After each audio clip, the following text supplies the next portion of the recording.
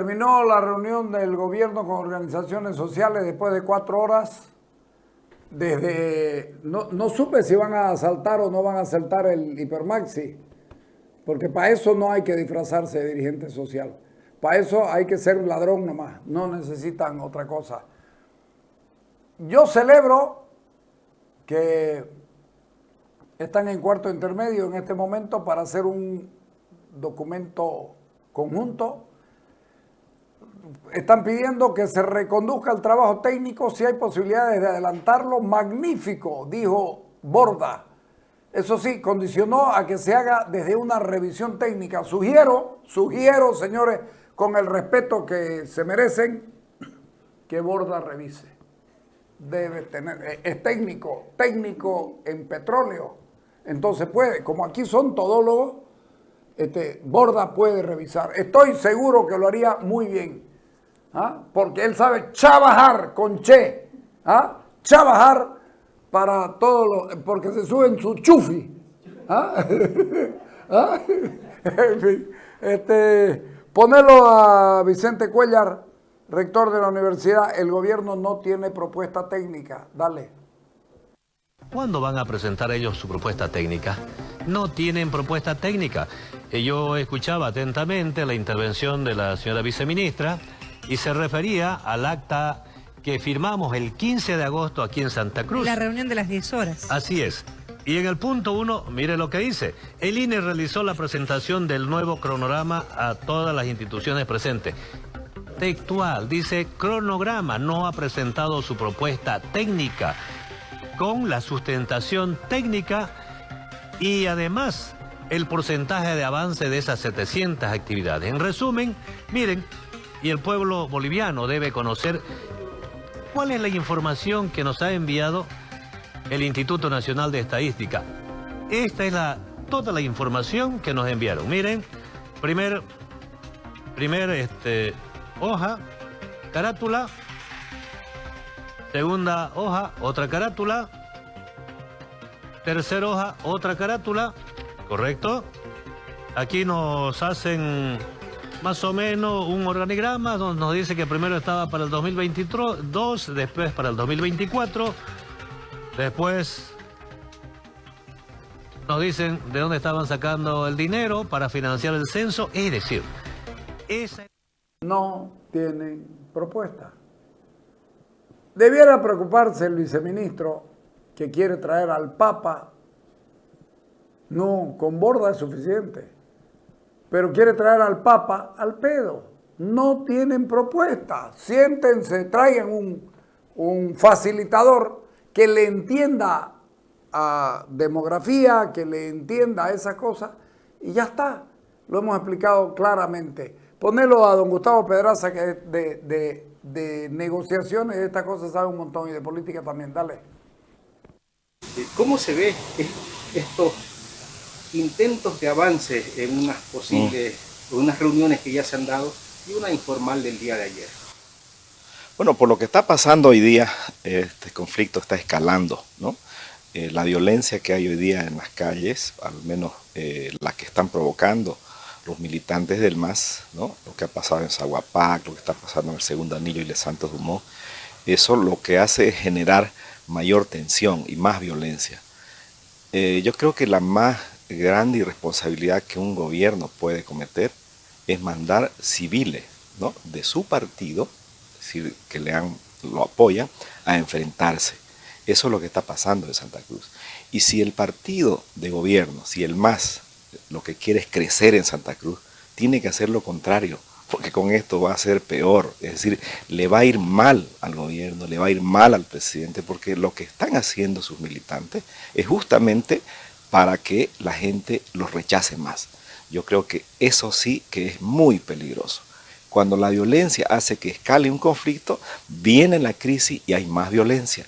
Por lo tanto, lo que se habló el sábado, lo que se habló el domingo, lo que se habló ayer, queda atrás con los actos de violencia que se están cometiendo ahora. Una primera determinación del gobierno y del MAS tiene que ser detener esos grupos violentos, porque si se sigue atacando de esa manera, van a haber mucho más problemas. Entonces, ese es un factor. El otro factor tiene que ver con el conflicto, la irradiación del conflicto a nivel nacional. Cuando hay muchas necesidades insatisfechas, cuando hay mucha indisposición contra un gobierno, empieza un conflicto, en este caso el de Santa Cruz, y todos los demás se activan. ¿Por qué? Porque están latentes. Es lo que está pasando en La Paz ahora con los mineros, lo que está pasando en Tarija, lo que va a pasar en el Beni, en Cochabamba, en La Paz. Entonces, el gobierno está cometiendo un error al no atender adecuadamente la demanda legítima de Santa Cruz. Es importante, ¿no? Aquí va el tercer punto como reflexión. Cuando hay mucha desconfianza, cuando ha sido el enfrentamiento muy duro, como lo ha sido, como ha provocado mucho el gobierno, como ha hecho su asamblea el pasado viernes, la ha llamado Cabildo, una asamblea de un partido, y ahora entiendo que los ministros están hablando con los representantes de su mismo partido. ¿Qué es lo que quiere hacer el gobierno? Quiere establecer una fuerza artificialmente, una fuerza que en este territorio no existe. Puede haber en Potosí, en el Alto, en Cochabamba, se han trasladado a Santa Cruz con el ánimo de mostrar fuerza. No lo han logrado. No lo ha logrado porque es artificial. Entonces, lo que está haciendo el gobierno, yo creo que es alejando más bien posibilidades de diálogo franco y sincero. Cuando esto sucede, va la cuarta reflexión, tiene que haber una mediación, se llama, es decir, una parte a la cual ambos enfrentados respeten, le tengan algo de confianza. Eso es lo que hace falta, porque no es yo veo muy difícil con la posición inflexible del gobierno, veo muy difícil que se encuentre una salida. Entonces hay que acudir a una institución, a una persona o dos personas para que sean mediadores y de esta manera el diálogo sea mucho más eficaz. Caso contrario, con la violencia que está encaminada, vamos a ir yendo cada vez para atrás, es decir, vamos a ir alejándonos, este conflicto va a ir escalando y el diálogo va a ser demasiado tarde. Hay que hacer un diálogo rápido y el gobierno tiene la responsabilidad de resolver este tema. Caso contrario, el que más va a perder en este conflicto va a ser el gobierno, lastimosamente, la sociedad como tal y el gobierno políticamente. Hay quienes proponen la presencia del presidente de la AMB y también representantes de la iglesia como mediadores. Bueno, la iglesia tiene siempre un rol importante en la mediación. Lo ha hecho en el pasado a lo largo de muchos años y creo yo que sería conveniente que así sea en esta oportunidad, ¿no? O si hay un organismo internacional también que quiera sumarse, ¿no? O que tenga la voluntad de hacerlo, me parece que son referentes muy importantes para que puedan facilitar, que puedan contribuir a que en un diálogo se resuelvan estos problemas, se resuelva una demanda legítima que tiene el departamento de Santa Cruz y el resto del país, ¿no? Porque este no es un problema de Santa Cruz. Quienes más necesitan que se conozca cómo está su situación social o económica son los departamentos con mayor pobreza que están expulsando su población. Yo creo que deberían reflexionar las autoridades de Potosí, de Chuquisaca, de Oruro y ponerle más interés a que este censo se haga lo más pronto posible, para que no sigan perdiendo tanta población, porque hay que ver por qué se viene, porque hay pobreza extrema, porque el gobierno no ha resuelto los problemas de esos territorios donde gana siempre en voto rural, pero no les resuelve sus problemas. Y yo creo que esa es la razón central para que estos pobladores se den cuenta cuál es la importancia del censo para sus territorios. ¿Cómo se ve este cambio que ha hecho el gobierno en los negociadores o los integrantes del diálogo? Ya no está la ministra de la Presidencia y al contrario ha quedado el ministro de Gobierno en su lugar, digamos. Es vital el grupo, el equipo negociador, es vital. Si no se llega a un estado emocional razonablemente estable en ambas partes, si no va a haber diálogo sincero, va a ser confrontación. El vocero del gobierno antes del diálogo tenía adjetivos fuertes, ¿no? Se intercambiaron discusiones personales, adjetivos personales. Cuando se da eso, es imposible que se dé el diálogo. O sea, se va a remitir solo al insulto, a la agresión, y no se ha ido al fondo del tema. Yo creo que poco tiempo se ha analizado el fondo del tema. Y por eso es muy importante el rol del mediador, porque él analiza, o el equipo analiza, dónde están las opciones para la salida, ¿no? Y en ese sentido, como las propuestas han sido de un lado primero y del otro lado después, no ha habido una tercera recomendación en base a esas posiciones e intereses.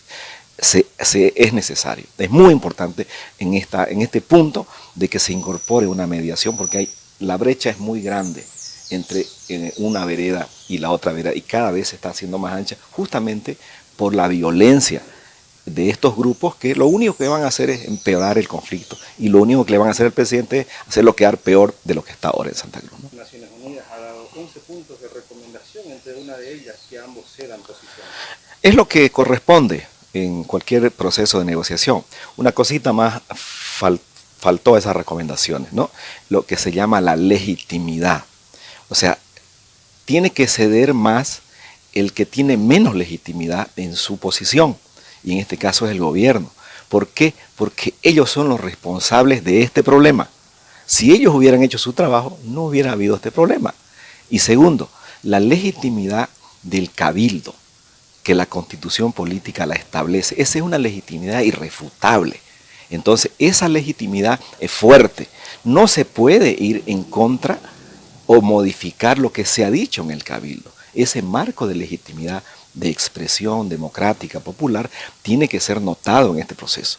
Entonces, quien más tiene que esforzarse por ceder es el gobierno, porque el marco de legitimidad de su posición es mucho menor, muchísimo menor que el que tiene el departamento de Santa Cruz y los demás departamentos. Está absolutamente claro.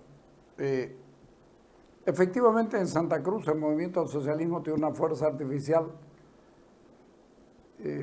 No ganan elecciones, ganan municipios alejados. ¿Por qué? Porque es fácil comprar a la gente con cositas. Y ustedes dirán, ¿le está faltando respeto? No, no le estoy faltando respeto, estoy siendo realista. ¿Cómo puede ser?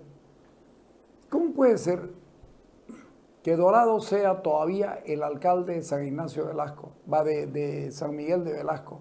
Un pueblo pobre que no tiene casi nada. ¿Cómo puede ser? Y estos tipos repiten, o sea, probablemente el dicho, lo que pasa es que yo voto por cualquiera, si ya me robaron los otros, ahora que me roben esto, que por lo menos se parecen a mí, ni en eso se parecen. Dorado ni siquiera en eso se parece. Mal alcalde, sin respuesta, sin soluciones para nada. Y no quiero irme a los pueblos de altura, no quiero hablar de eso. No hay legitimidad, no hay voluntad. El presidente Arce decidió ser candidato a la presidencia de la República y no le importe lo que va a pasar, él va a tratar de no hacer censo. Y si hay censo, que sea el 24. Hay aquí una propuesta, decreto supremo, considerando que sí habla del año 2023. El empadronamiento del Censo de Población y Vivienda 2023 será ejecutado por el INE durante la gestión 2023.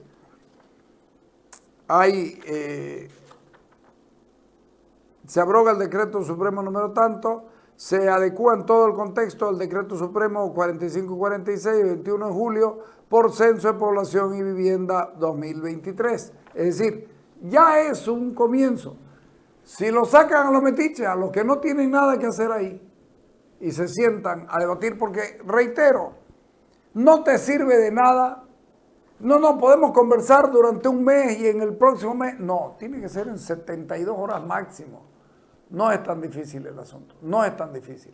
Esto se puede hacer. Esperamos que las cosas mañana estén un poco más calmas y yo reitero, si no hay un retorno a la normalidad en los servicios públicos, en gasolina, en diésel y en gas para las industrias, no debe haber diálogo.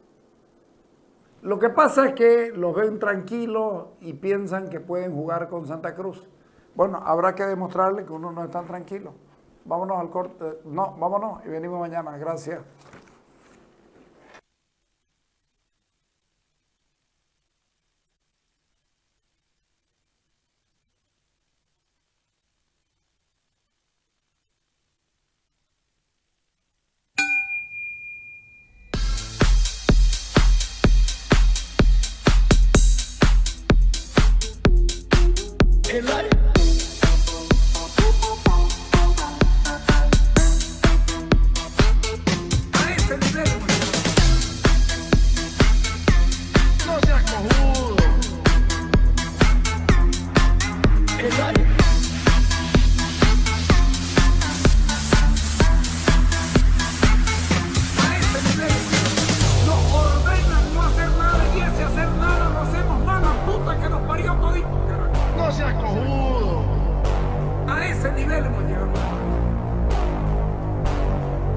puta, será el país de mierda este que nos tocó.